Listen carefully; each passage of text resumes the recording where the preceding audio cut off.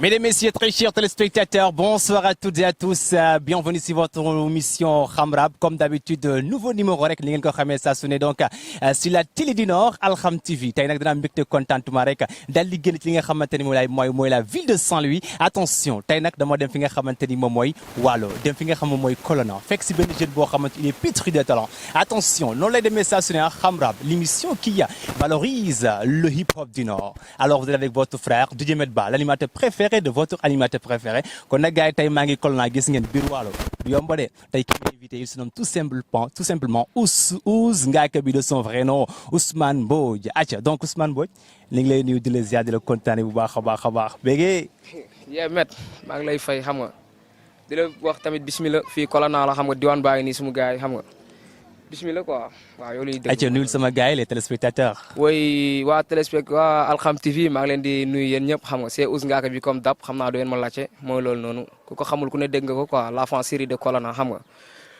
rap tamit moo nu ñor xam nga hip hop Galsen la ñuy dund mooy loolu noonu ku ñu ci mën jàppale bismillah ku ñu ci mën jàppale tamit ouf mën nga jàll quoi. Aïcha Bok, merci beaucoup le jeune talent, le jeune pétri de talent donc l'enfant chéri de Colonna Ouz Ngaaka bangok tey moom la li am seen émission Khamrab ni ma ko waxee saa su ne rek Khamrab émission la boo xamante ni c'est uniquement destiné au rap hip hop rek a tax a jóg mais surtout le hip hop du Nord c'est-à-dire que li ko jëlee Saint-Louis dans la région de Saint-Louis Alkham TV la télé du Nord télé bi nga xamante ni moom mooy promouvoir les jeunes talents.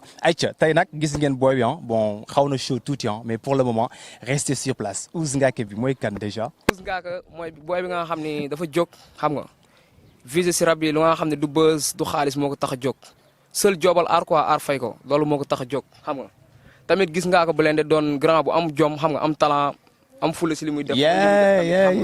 teewul ma def ko sama idole. foofu la Ngaaka bi jógee.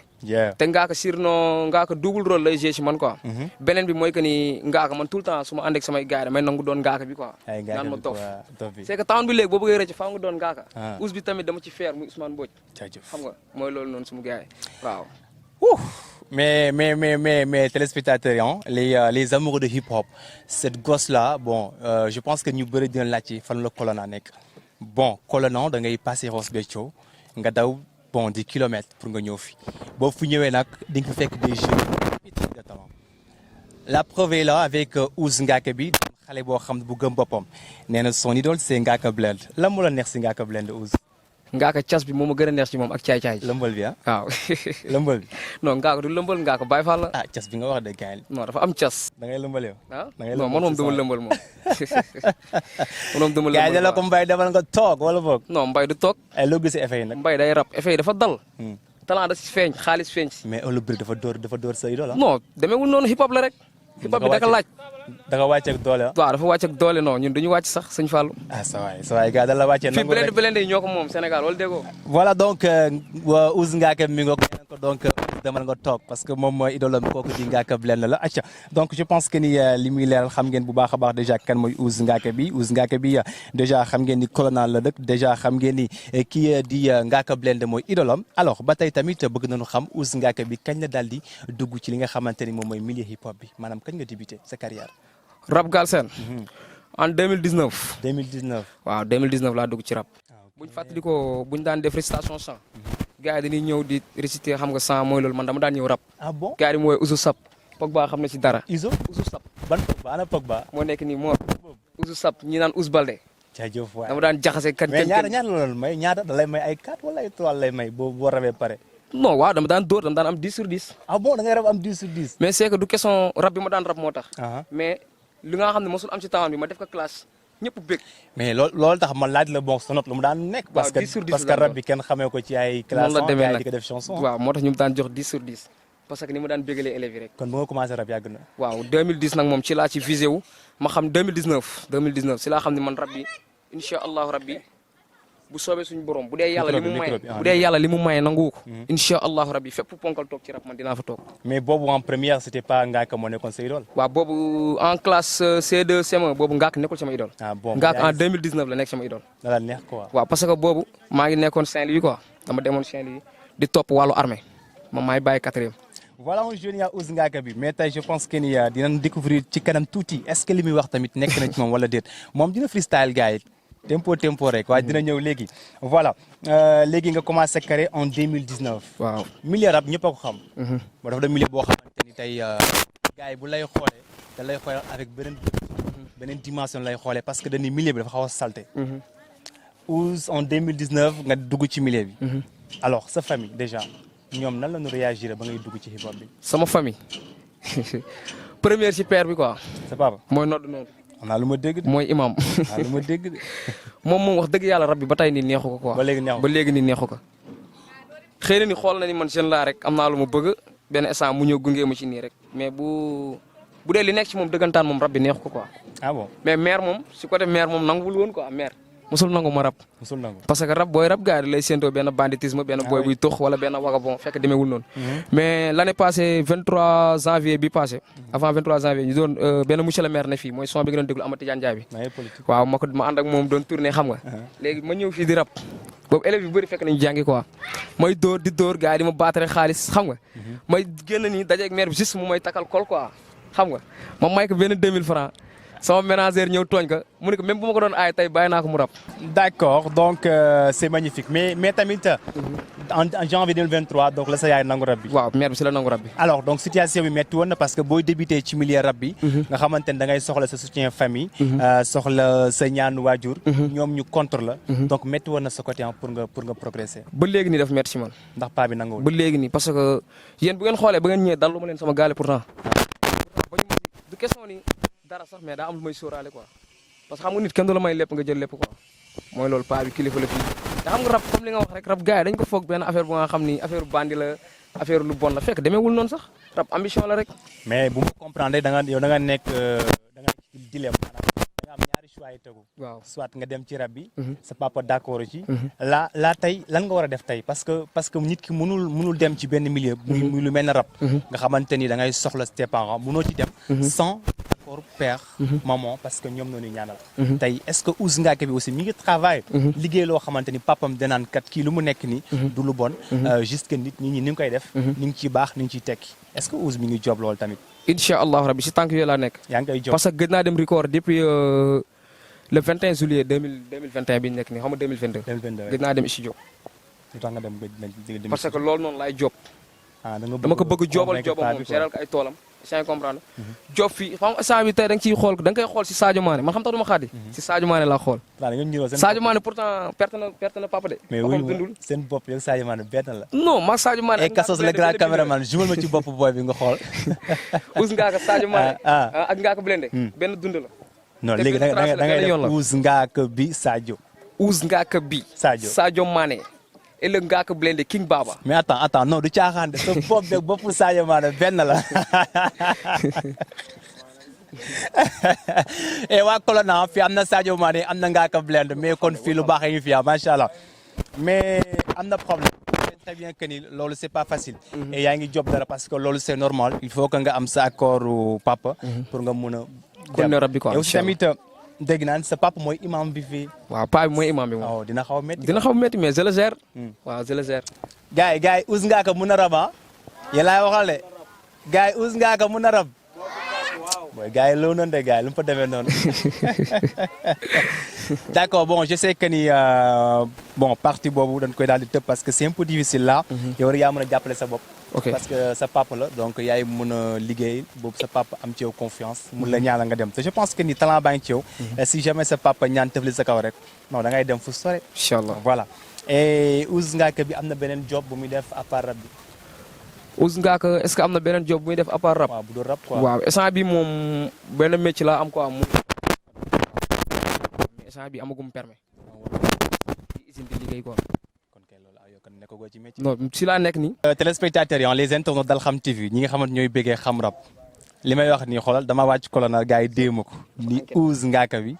Ouz Ngaaka bi dafa doon booy bu cool mais tax mu bàyyi école dafa def lu garaaw mais moom laay bàyyi mu wax ko quoi Ouz lan moo tax nga bàyyi école. non yow def ko sa enquête yaa ngi sa écran kay. non mais waxal xam nga moo waxee gars yi mu leen bañ a gëm mais yow boo waxee. gars yi xam nañu dinañu ne est-ce que c'est vrai wala léegi yow laay laaj est-ce que Ouz li may dégg dëgg la wala dëgg. waaw li ngay dégg dëgg la. man xam naa ne am nga information yëpp. loo def madame bi. Mrs Cissé non madame si. waaw d'accord madame si moo ñu yoroon anglais quoi. moo la doon jàng c'est que man dama nekk nit ko nga xam ni si kan laa gën ay. kuy jaay affaire de réewande wala xaalis. rek waaw. madame si da doon jàngale Rosso su ma juumul. mais attends Ous li mais kuy jaay réew ndax xaalisam bàyyi ko jaayam rek. non mais bu ma ko jaay man loo ma jaay ma jënd ak. da la doon forcer pour jaay parce que saa yi dañu xëy un bon matin. classe ma ne woon booy fi dàqoon perturbé. bañ na rek ba lan ma Rosso yi daan wooye. Dof Nday numéro 2 temps Dof Nday mi ngi doog fa la. moo tax booy naa ma comédien lu waaye ragalul biir Rosso ragalu ma ko. yaa comprendre mais boobu xaw ma woon quoi. mais damay conseillé tamit sama rakk yi nekk ci yoon ñu góorgóorlu quoi topp seen jàng parce que man mi dèjà maa ngi réccu. mais est-ce que booy tey yow mi bàyyi 4e boo naa leen jàng leen ñoom daan jàng. non nit ki bu lay wax lu baax. bul xool si ni mu mel. parce que gis nañ fi nit taxaw waare exemple ni bàyyi leen fen baaxul ba pare dem di fen. doo xool si loolu yow da ngay xool si fen baaxul rek. di jël loolu mu wax quoi nga. Sénégal nga nekk de. non Sénégal laa nekk. xam nga Sénégal. xam naa Sénégal bu baax da ngay def ñu gis. waaw loolu dëgg la nga wax njaay ni waa d'accord. waaw loolu dëgg la mais tamit yow nit ki personnellement yow yaay xool xam ni kii li mu lay wax sa arrangement la nga jël ko. mais li bon li bu ko jël. d'accord bon je suis d'accord naak yow parce que li nga wax noonu tamit dëgg la. doo ko dindi parce que rëccu peut-être bàyyi nga 4e. am nga loo def madame bi. xaw ma da nga ko saaga xaw ma da nga ko dóor xaw ma da nga ko daal xaw ma loo ko def. mais daal jore nga ko madame bi dama ko saaga. dama ko saaga woon sëñ Fallou dama ko saaga. bul tëj sëñ Fallou loolu noonu. non mais man depuis may def xam rab ba léegi tey laa am invité boo xamante ni bu ma jaaxal. Pape Sidi Fall moo gën rëy aaru mbedd.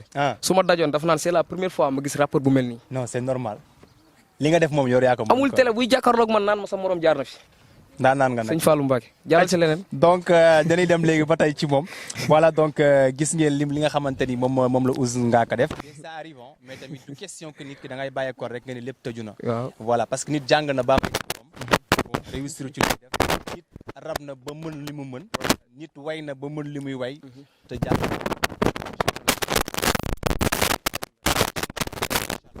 il est super bien voilà donc dañuy jàll ci loolu ba tey tamit xam naa ni rab bi bëggoon nga ko lool sa passion la mais est-ce que Ouz Ngaka bi amoon na beneen passion bu dul rab est-ce que am nga leneen loo bëgg yow lu dul rab waaw lu ma bëggoon instant bi moom instant bi xool mënutul nekk même bu mënoon nekk sax instant bi rab bi si laa gën que loolu noonu quoi armée bu doon li ma bëgg dëggantaan instant bi commando laay doon commando barke sëñ Touba mais c'est la deuxième fois may am ay rappeurs ñu am ay commando lañ bëgg a doon ay gendarmerie mais passion boobu fu mu ñëwee noonu dellu ci loolu bàyyi rab bi dégg nga passion boobu waaw lu mu wax sax gars yi la wax commando waaw commando armée da nga bëggoon defee armée quoi waaw armée waaw waaye gàtt nga nag gàtt nga de non waaw xam nga rek bu ma demee recrutement aw ma rek ci laaj pare ayca gars kon nice na donc je pense que ni naroon nañ gis benn Ouz boo xamante ne ñàkk benn rapport mu dem doon commando c'est pas mais heureusement rab yi dugg na ko mais am na leen loo bëgg de leneen instant bii nii waaw loolu dëgg la am nga loo bëgg de lu ma gaay wax parce que nee nañ ma Ouz Ngaka baax na quoi waaw yaru na booy bu cool la mais dafa mën a doxaan quoi loolu ma gars yi wax nag xaw ma ndax dëgg la man je sais pas gars yi ñoo ma ko wax ñoo ni ma Ouz Ngaka moom doxaan dëkk mën rek non bon man xam naa rappeurs yi rappeurs dañuy way dañuy defar seen bopp yi xoolal solo mu nice mais tamit benn partie pour am ci booy la non man moom pour ma leer la quoi waaw xam nga doxaan moom fi nekk fekk fi ne ngay bàyyi loolu kay kenn waxatu ko loolu dëgg la noonu la demee te góor mënul dem sans jigéen mënul dem sans góor dëgg la mais pour ma am lu ma leer la rek man moom su ma la waxee dëgg rek gis nga rappeur du ma ne rap sax da ngay faral di dégg tubaab bi naan les rappeurs sont rarement peur n'est-ce pas xam nga luy peur yow noonu la demee nag ok loolu lu ko indi mooy que ni rappeurs yi ñoom raguluñ dara te am na rappeur boo nga xam ne jigéen moo ko tax a jóg neel kii xaalis keneen ki buzz keneen ki moom moo fi dàq solo moo tax mu dugg ci rap wala soit nit ñi mën nañu bëggee mais laaj man lan moom dugal ci rap xam nga lu ma dugal ci rap rap dama ciy investi te bu soobee suñu borom bu dee maa ngi am gudd fan ak wér li ma investi woon yëpp yàlla daf ma koy fayal man dama jobal art pour art fay ma loolu am je suis un artiste complet ba bëggoon ma comédie fii mën naa la comédiel ba ñëpp toj fu ma toog jotaay gars yi koy ree d'accord te pourtant su ma neexoon ma toog jotaay di jaay affaire cher la classe non d'accord mais da ngay doxaan ci xale yi non xale yi moom mooy loolu nañ ci jàll quoi non buñ ci jàll parce que tamit c'est un peu sensible man da ngaa wax ba ma yaakaar da nga may naan waaw man moom man moom instant bi du ma la fen quoi benn gel ak la am boo bëggee sama jaar ci turam. benn gel. waaw kese. benn kese. boo bëggee ma jaar ci turam. non bul jaar turam day bañ. baa ma jaar ci turam non. laaj ma luy turam non laaj ma la ko ñaan bul wax. c'est simple turam sori non bul wax dama la ko ñaan dama la ko ñaan non maay dirigé bul wax jàpp si gars bu mu waxaa non laaj ma lu sama gel non bul wax mbubu lan laa toog mbubu lan laa sol instant bii non bul wax n'est-ce pas mbubu rap laa sol rap mooy sama gel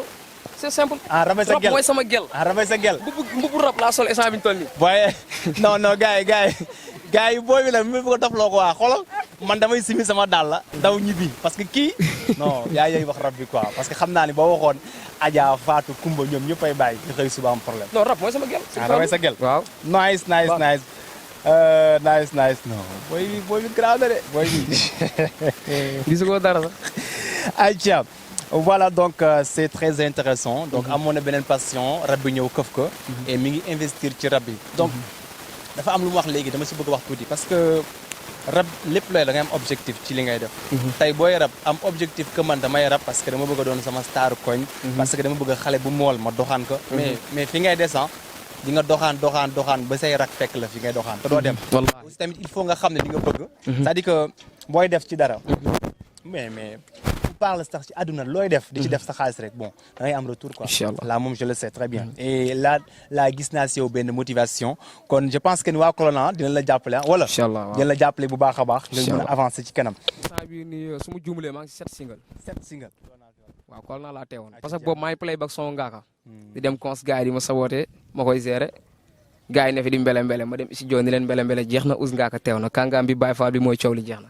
kon da nga si biir sabotage quoi. dala daan saboté. waaw gars yi dañu ma doon saboté. comme dem naa Richard Toll yéeg concert gars yi di ma saboté mais taxul ma xaadi. man ak sama ménagère cundung. ma yéeg dóor soo ngaaka blende gars naan bàyyil copie collé demal sa liw bopp. ma ne ko DJ mun waaw ma ne ko fii ku fi teg tànk gars yi ne diw ma ne ko bu ñemee na ñëw ci kaw DJ jox ñu bit. saa tegal ñu doomu bitu 50 Cent bi. 50 Cent. barki Serigne Touba Mbacke dama dóor ba waa koñ bi di siisu. góor yàlla yi di siisu jigéen ñi di bëggee ma wàcc ndànk dem ñibbi sëñ Fallou. jaajëf moom bëgg na jigéen nag. non mooy loolu. après ban ma si tegu. waaw su ma juumlee beneen projet laa si teg projet bi double single la quoi. waaw double single la. waaw double single bi mooy non dama juum non ama Tidiane j'espère que moo si tegu. non lii moo si tegu projet moo si tegu xaaruma ak Ayo Bébé. ak Ayo Bébé projet moo tuddoon doo ci lenn quoi. doo ci lenn d'accord waaw voilà après. parce que doo ci lenn bi lu ko indi. mooy que ni projet ba ma koy waaj génne.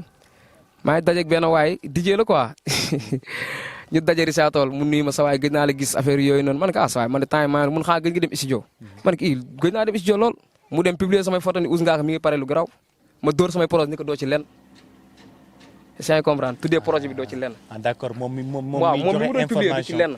ok te lépp nday mbi la kii la quoi. d'accord d'accord da nga ko bëggoon wan ni quoi. waaw moom du ci lenn sama carrière. nice super. dégg na après ñëwal. après si la Ayo Bébé. waaw Ayo Bébé moom moment bi ma koy dóor. sa gel ci la bàyyee quoi. waaw sama gel si la ma bàyyi mooy loolu noonu. ndeysaan mais tax mu bàyyi parce que man dama nekk nit ku nga xam ni fu ma dugg rek ñu bëri dañu fay bëgg dugg. non da ngaa rab li ngay wax. newul ci moom mu ni kii du man. mu bàyyi la moom bàyyi na ma avant son bi. avant son bi. waaw mais dafa am fuite dafa dégg son bi. non après moom son bi mu waaj génn. moom woo na ma ni ma yow man ngay classe si son bëggeel ma ne ko pourtant classe su ma la de mun ma dégg naa yaa ngi pare say son pour classe ma. ma ne ko man aw ma sa jot sax bañ paree man ci laa pare. mais booy loolu garaaw na de. loolu garaaw na de. loolu war na ko yóbbu ensemble la de. non sëñ Fallou. ensemble maa ko lëmbe. Bour Gueye sax maa ko lëmbe sëñ Fallou. cey yàlla ak Colonna. waaw Colonna maa ko lëmbe. jaajëf après nga dugg ci politique bi waaw si laa dugg ci politique bi Amadou Tidiane Ndiaye door ak moom benn champ mooy loolu. mais attends rapport yi normalement war nga wax Ousse Ngaka bi na bàyyi politique. na bàyyi politique rapport yi yéen vous êtes yéen a yor kaddu gi. yéen a fi nekkal askan bi. mais yéen boo leen politiquee rek bon askan bi da di ñàkk. bu leen nekk côté politique mais nekk leen côté askan bi man loolu laa bëgg a. non politique bi contrat la woon rek. contrat la woon bu jeexee jeex na. non sa waay. tey su ma lekkoon fii 10 millions am. suba fee ne public bi soxla ma moom day ñàkk.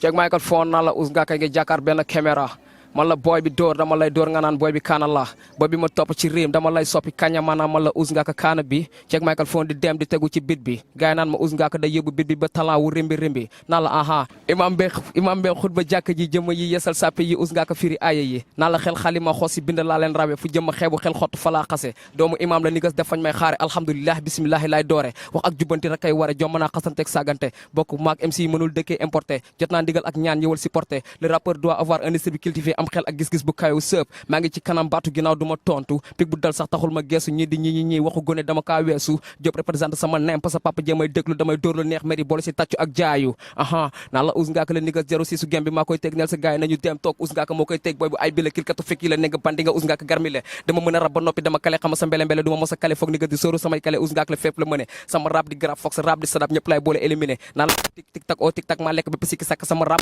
du topp rap naa ni garab du faj tele rap demal nga jàngi waat dama tax see confirmé sama rim tegoone di wane ba seeni fan si barde bi maa ko garde nigas boo ma songee la ci góobe di nga ko garde What's up nigga us ngaaka bi en tout cas dóor nga wala xool li nga dóor nice cool na yaay waaw Colonna quoi d'accord ngeen na moo mun ci Colonna voilà mais tey dama bëgg yow tamit nga wax ma ci situation rabu waalo fu mu toll rabu waalo pour te dire rabu waalo génn fi yombul quoi parce que gars yi gëmuñu hip hop 100%.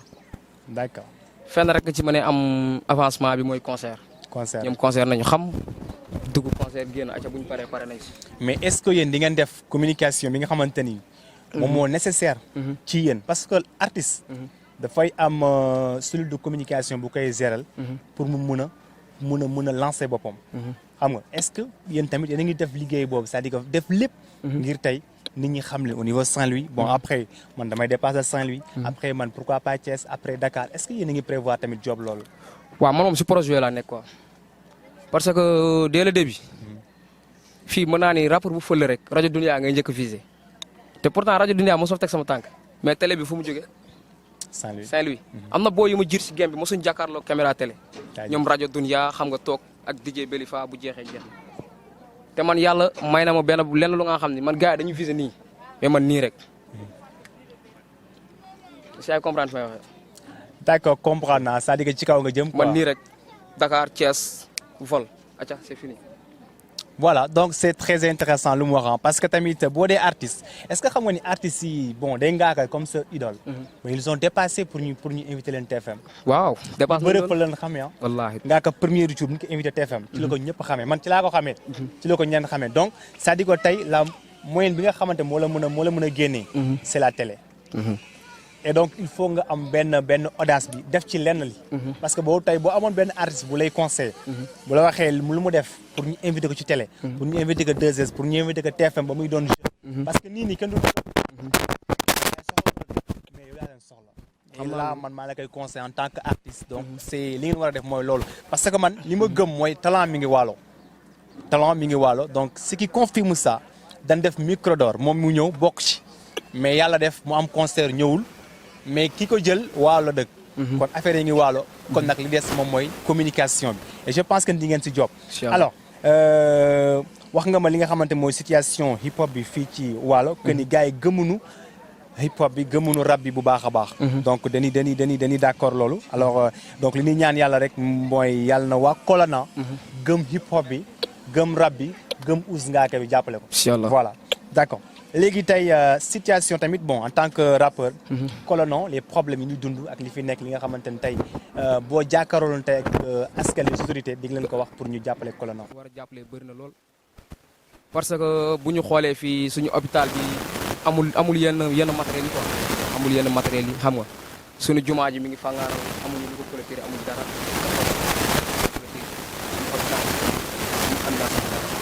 tey bu ñu demoon foofu noonu tey ci nekk bu mun utiliser di wokk ay dafa nga woon nit mun la sama gasoil parce que yenn station amul dara yaa ngi gis xam nga kon si que te fii ma lenn rek moom metti quoi lenn moom metti mooy que ni gars yi dañuy ñëw xam nga jël suñu suuf bay bu ñu paree fàtte ñu quoi mais pourtant yeneen millions yi gars yi di investir si ay stade yeneen ak yeneen xaj na fii waalo de parce que fii ay nit a fi nekk saa yu comprendre may waxee mais gars yi ñoom lépp ñu am rek ci capital ni yóbbu pousse ko toogaat ba ci sunu monsieur le maire yi ñu wër ak préfet yëpp yaa ma gën a xam. c'est-à-dire que tey ki nekk Dakar ki nekk Saint amaana ñëwul Waalo mënul xam li xew Waalo mais vis-à-vis ci réseaux sociaux yi ngay dugal say clip yi ngay dugal ci say compte les gens vont découvrir Waalo les gens vont découvrir ce qui se passe à Waalo comprendre loolu da ciy baax tamit comme yaa ngi ci projet rek donc xayrul inchallah acca classante bi ça débute ici déjà mun ngeen ko am fii oui ça débute ici mais fii public classante moo fi xajul ci Colonna waaw public classante da xaju fii mooy que ni fii boo fi classante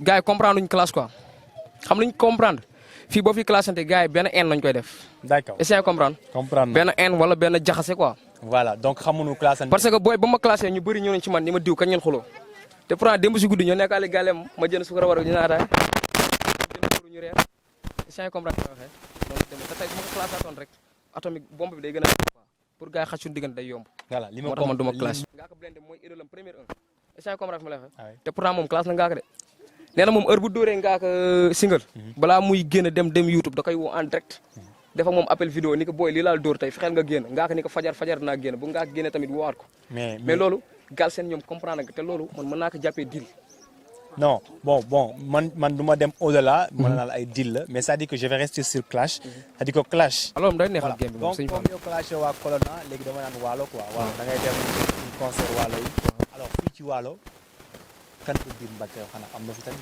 ku nga xam ni moom laa gën bàyyi xel wala ku nga xam ne place am laa séntu. moom moo lay fekk ci concert sax wàccee la. mu fekk ma concert wàccee ma. non loolu moom mosul am quoi. mosul am waaw man moom kenn daal laa fi séntu place am quoi. muy index ñuul kooku. ñuul kooku Saint-Louis. kooku moom day neex day naqari. il est très fort am na talent macha allah il est bon comme artiste. mais man xooluma gisuma capitaine bi Ousseynou Ngaka laa gis. d'accord sa bopp nga gis. waaw sa bopp laa gis mais nangu. waaw am na talent macha allah fii Waalo rapport yi fi nekk yëpp am talent. non bu ma globaliser sa waay bul daw sama question. non bokkuñu rabin maa ngi moom bokkuñu niveau sax du niveau. yaakaar maa ko haut niveau foofu duñ benn. wala nga graaw na de. bu toogoon fii moo ko. gàpp buy rap. gis nga lu leen may chance. sama concert 24 juillet moo leen may chance. le 24 juillet. mais bu concert boobu noonu su ma tënkul woon.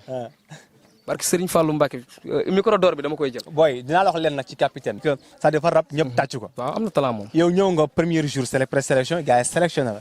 nga def samedi nga ni sa concert moo la téye. da nga daw sax. non daw ma gars yi ñëw ma téye sama gars yi. billahi la bëgg non bëgguñu ma. non sa ménage xam naa ne xolam dafa xool mu ni sama. barki non. xam nga leen may sens présélection bi ma ñëwoon bi. mu ndoom laa fanaan. Waalo donc dimension boobu dépassé na ko. bu yàgg mi ngi visé Saint-Louis ay ñuul kuk attention ñi ngi visé ay kàngam la. non kàngam la man kàngam la. qui ont déjà fait quelque chose sur le milieu qui ont fait quelque chose sur cette milieu du hip-hop kon je pense que am na vision am na référence am na objectif et c'est ça affaire bi c'est affaire bi du que ni damaa dëkk Colonna.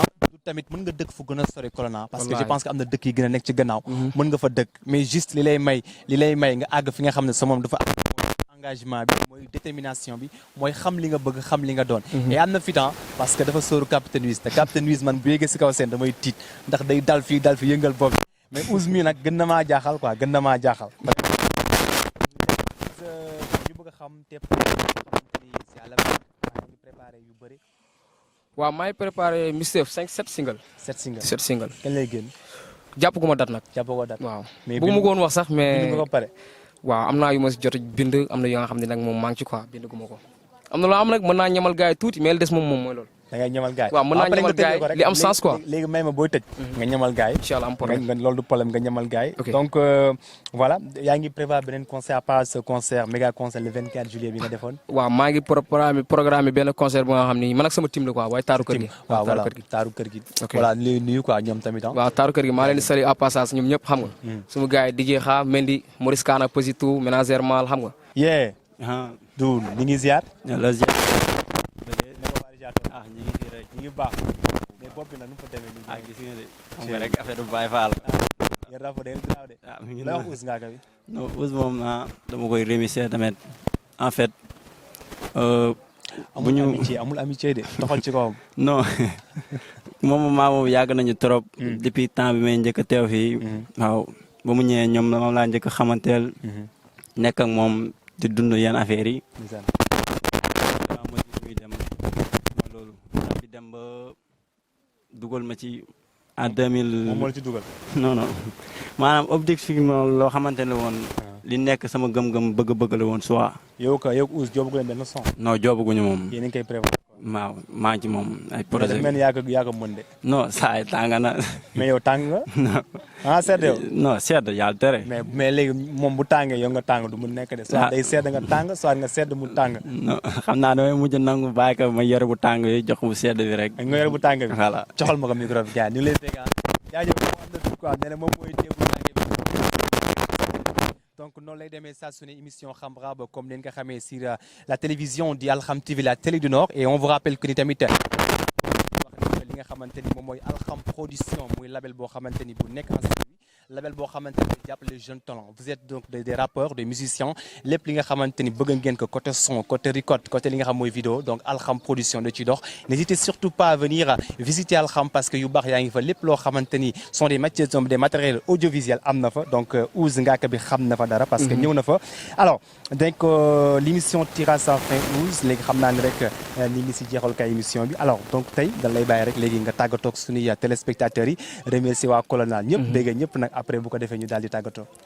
ñi fi teew ak ñu fi teewul am na ñoo xam ne teew nañu am na ñoo xam ne teewuñu mais seen poste teew na quoi parce que ñoom su Ousse juglee même bu dee 100 francs dañ ko ciy def ñooñu moom awma seen fay dëgg la nag daa dégg lu nekk mais nit moom xam nga boo nekkee si dëkk moom ñëpp mënuñu bëggandoo quoi mais man moom instant bi moom su may wax dëkk bi yëpp laay maasale parce que lu tax ñi ma fi bëgg ñi ma fi yëg ñoo tax quoi ma naan Colonel xam nga mais keneen moom après man sóoraale wu ma la quoi mais sama grand yi comme ku si mel na lieutenant Cissé maa ngi lay big up colonel Ndiaye xam nga ak commissaire Ndoye dañuy jàpp samay programme yëpp ñu ngi dagana gi sorewuñ ma quoi man moom yàlla daf ma cërale quoi ay homme de tenue xam nga yoo xam ne tout le temps dañuy jàpp samay mbir quoi mooy loolu noonu ménagère mal tamit aw ma fayam xam nga Bosta production Richard Toll maa ngi leen di remercier ñu bëri sama waa studio RT Musique ku ci mel ne Real Boy One the Beat maa ngi koy remercier waa Alxam TV tamit maa ngi leen remercier ku ci mel ne DJ Meta ba Diana xam nga suma gars yëpp aw ma seen fay quoi waaw di wax tamit téléspectateurs yi may seetaan naa leen ku bëgg lu baax xam nga lu saf-saf demal Alxam TV daa fekk DJ Met ba xam nga am na lépp foofu ci biir matériel ku bëgg concert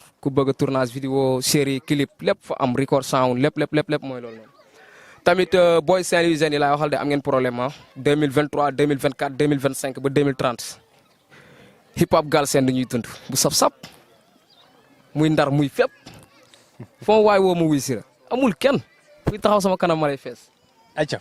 te gars yi am leen di ñamal rek xam nga mystère bi waaj a génn xam nga di ko may boo yi nga xam ne dañuy toog sama papa liggéey na sama yaay liggéey na nan la liggéey nday añub doom yaay baax na rek mayewul koom liggéey takku fulla ak joom ragal a bàyyi héritage bu bon am na ñuy dóor waar suba ak ngoon te ñooy gën a son am baa ñàkk mbirum guut lay doonu sëp xam nga naan benn indi ñaar mil waar bayal sa waar bul toog di xaaru sëp xam nga waaw di remercier tamit sama grand Yves mi ngi sama ginnaaw ak Def the Boss ñoom dañu tardé quoi ñu ngi doog a ñëw mooy loolu noonu naan sama gars yi beng ciao di leen jox rendez-vous le 25 décembre milieu bi nag du ma leen ko waxagum quoi dama koy pose ko bëgg a xam dugal sama chaîne YouTube Ousse Ngaaka bi officiel ciao suma gars yi. ñu ngi koy kontaanee ça a été vraiment grand plaisir li nga xam mooy Alxam TV déplacé wu de Saint jusqu'à Colonel avec l'émission Xam Rab avec votre DJ Medba l'animateur préféré de votre animateur préféré comme d'habitude ni lay demee saa su ne vous avez donc écouté ki nga xamante ni mooy Ousse Ngaaka bi gis ngeen li mu mën gis ngeen li nga xamante ni moom mooy rabam gis ngeen philosophie am gis ngeen li nga xamante ni moom mooy talent bi nekk ci moom loolu moom mooy Xam Rab xamal sa rab wane sa rab ñëpp gis acca donc très chers téléspectateurs on vous donne rendez-vous pour la prochaine inchallah ci benn émission ciao et bye bye